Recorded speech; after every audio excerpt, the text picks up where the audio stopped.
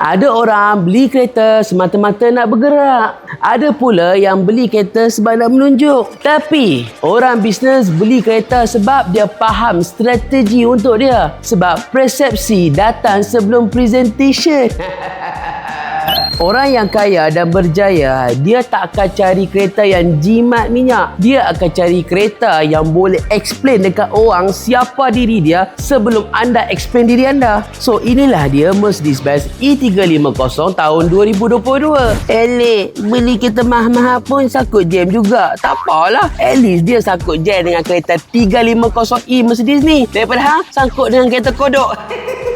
Dalam dunia yang penuh stres yang macam pressure cooker ni, kadang-kadang kita perlu sebuah kereta yang lebih daripada kereta. Baca kereta ni, dia boleh buat kita lupa pasal stres dengan macam-macam kita boleh buat. Akhir kata, first impression dalam bisnes sangat important. Kalau hang nak close deal sebelum meeting mula, hang kena turun pakai E350 ni. Meeting hari ni, semalam dah dapat job. So, kalau hang nak close deal dengan cepat, jangan lupa like, follow and share. Sentimas sentiasa. Bye.